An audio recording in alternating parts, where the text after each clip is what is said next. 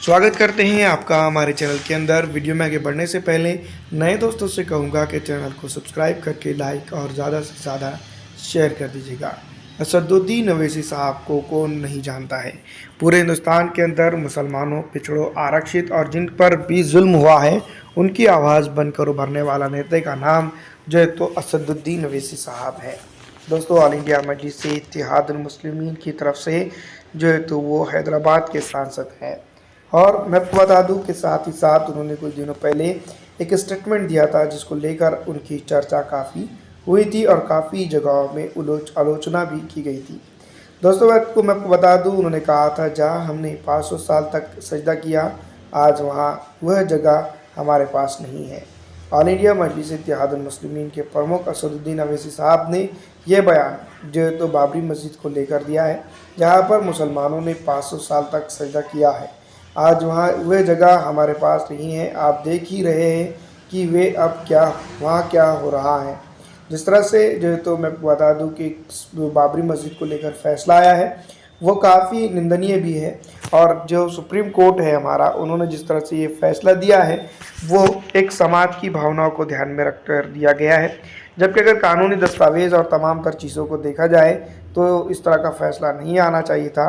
इस तरह की बात असदुद्दीन अवैसी साहब कई बार अपनी जनसभा में कर चुके हैं और प्रेस कॉन्फ्रेंस के ज़रिए भी बता चुके हैं। लेकिन इनकी भी बात में दम है, इनकी बात को भी रखना चाहिए, क्योंकि जिस तरह से ये बात सही है कि मुसलमानों ने 500 साल तक जिन जगह पर जो तो अल्लाह को याद किया, सजदा किया, वहाँ पर दोस्तों आज के दौर में जो तो जबरन उसको गिरा दिया गया और उसके बाद जो तो उसके ऊपर कब्ज़ा करके जो है तो आज उसके ऊपर मंदिर निर्माण कार्य चल रहा है।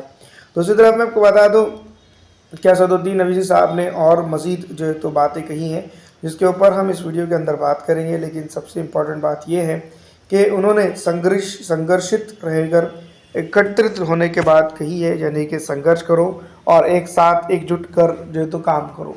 यही स्लोगन अगर देखा जाए तो डॉक्टर बाबा साहेब भीमराव अम्बेडकर का भी है, जिन्होंने जो है तो उनके समाज को एक साथ रहकर संघर्ष करने की बात कही है, जिसके बाद ही जो है तो उनकी सफलता मुमकिन हो सकती है। दोस्तों, असदुद्दीन अवैसी साहब ने फिर एक स्टेटमेंट दिया है, साथ ही साथ उस स्टेटमेंट की बात करते हैं, ताकत को बरकरार रखें और मस्जिद को आबाद रखो। AIMIM प्रमुख असदुद्दीन अवैसी साहब ने ये बात जो है तो एक जनसभा, एक प्रेस कॉन्फ्रेंस के दौरान की है। उन्होंने नौजवानों से अपील की है कि मिली अहमियत और ताकत को बरकरार रखें और मस्जिदों को आबाद रखें। कहीं ऐसा ना हो कि हमारी मस्जिदें हमसे छीन जाए और फिर बाद में हम जो है तो छाती पीट कर रोना शुरू करें। इसी की तरह का कुछ जो है तो बाबरी मस्जिद को लेकर हुआ था। जो है तो मैं आपको बता दूं कि शुरुआत जो है तो कांग्रेस ने की थी, इसके बाद जो है तो भारतीय जनता पार्टी की नेताओं ने उसको तोड़कर जो है तो उसका जो है तो अंत कर दिया। दोस्तों, मैं आपको बता दूं कि बाबरी मस्जिद अपने आप में वास्तुशैली और तमाम तर चीज़ों में एकलौती एक मानी जाती थी, जिसके चलते जो है तो वहाँ पर बहुत सारी चीज़ें हुई है। दूसरी तरफ अगर हम बात करें तो अब जो है तो बताया जा रहा है कि 22 जनवरी को जो तो राम मंदिर के कपाट खोले जाएंगे। उसके बाद जो है तो दर्शन के लिए काफ़ी कुछ चीज़ें होंगी। लेकिन असदुद्दीन अवैसी साहब से प्रेस कॉन्फ्रेंस के दौरान जब पूछा गया तो उन्होंने जिस तरह से जवाब दिया वो काबिल तारीफ़ भी है और चौंकाने वाला भी है कि भारतीय डेमोक्रेसी की अगर बात करें तो ये चीज़ें काफ़ी कुछ कहते हुए नज़र आती हैं। क्योंकि कानून के मुताबिक अगर देखा जाए तो वहाँ पर फ़िलहाल अगर समझे तो मस्जिद होनी चाहिए थी, लेकिन मस्जिद वहाँ पर नहीं है। तो इसी ज़मीन में असदुद्दीन अवैसी साहब ने जो है तो नौजवानाने मिल्लत को जो पैगाम दिया है वो काबिल तारीफ़ है। और अगर उसके ऊपर अमल करते हुए नौजवान अगर संघर्ष करते हैं और एकत्र रहते हैं, एक साथ रहते हैं, तो इसका जो है तो असर आने वाले दिनों के अंदर मुसलमान कौम के अंदर भी देखने को मिलेगा। लेकिन जिस तरह से जो चीज़ें हो रही है उसका कहीं ना कहीं आगे चलकर हमारी भारतीय डेमोक्रेसी को भी उसके ऊपर जो तो असरअंदाज ये हो सकती है। दोस्तों, मैं आपको बता दूं कि जो भारत की सुप्रीम कोर्ट है उस वक्त जो है तो अगर देखा जाए तो बहुत सारी चीज़ों के ऊपर जो है तो ने मान्य की थी, लेकिन उसके बावजूद भी ऐसा लग रहा था कि फ़ैसला मुसलमानों की तरफ से आएगा। लेकिन आगे चलकर जो है तो फ़ैसला जो है तो आप जानती है किसकी तरफ से आया है। और ये फ़ैसला कहीं ना कहीं एक बात को ध्यान में रख कर दिया गया है ताकि जो है तो माइनॉरिटी को दबाया जा सके। दोस्तों, मुझे लगता है कि एकजुटता एकता है, इसीलिए जो है तो एकजुटता और एकता ना होने की वजह से ही ये परिणाम सामने आए हैं। अगर एकता और एकजुटता होती तो इस तरह के परिणाम भी सामने नहीं आते। असदुद्दीन अवैसी साहब अपनी तकरीर में और कहते हैं, मुझे उम्मीद है कि आज का नौजवान सोचेगा कि उसे किस तरह खुद को, अपने परिवार को और अपने मोहल्ले को बचाना है। एकजुटता एकता है, इसलिए एकजुट रहे और संघर्ष करें। जिस तरह से असदुद्दीन अवैसी साहब अपनी बात कर रख रहे हैं, उसको देखा जाए तो ये काफ़ी जो है तो असरअंदाज हो सकती हैं। और भारत के संविधान के निर्माता डॉक्टर BR अम्बेडकर साहब ने भी जो है तो उसके ऊपर ज़्यादा जोर दिया है। और उन्होंने जिस तरह से जो अपनी तालीमात में कहा है कि एकत्र रहो और संघर्ष करो, उसको अगर देखा जाए तो असदुद्दीन अवैसी साहब अलग अंदाज में पेश तो ज़रूर कर रहे हैं, लेकिन रूहानी अगर देखा जाए तो एक ही तरह से बनती है। दोस्तों, मैं आपको बता दूं कि पिछले कई दशकों से अगर देखा जाए तो मुसलमानों को जो है तो ख़ास करके सियासी पैमाने से दूर रखा जा रहा है और उनके सियासी लीडरान की ताकत को कमज़ोर कर दिया जा रहा है। इसका नतीजा उत्तर प्रदेश, बिहार, मध्य प्रदेश और अलग अलग एरियो के अंदर देखने को मिला है।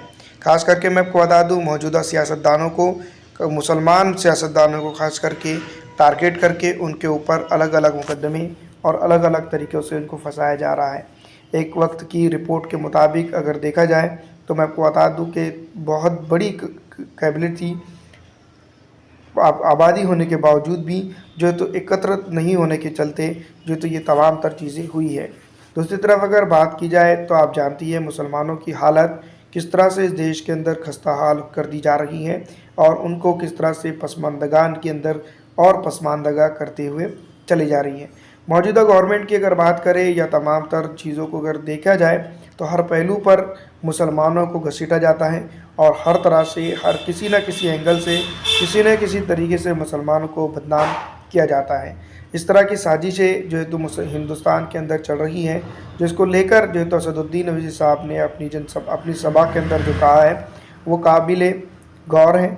और इसके ऊपर अगर कभी हिंदुस्तान का मुसलमान गौर करता है तो आगे चलकर इसकी जो है तो खामियां को वो दूर कर सकता है। अगर इस तरह की चीज़ें करने में हिंदुस्तान का मुसलमान कामयाब हो जाता है तो आगे चलकर जो है तो पसमानदगान की ज़िंदगी से उभरता हुआ मुसलमान हिंदुस्तान के अंदर देख सकते हैं। दोस्तों, मैं आपको बता दूं कि एक बड़ी आबादी को कभी भी जो है तो कम नहीं किया जा सकता है और वह एक बड़ी आबादी को कभी भी छोड़कर विकास नहीं किया जा सकता है।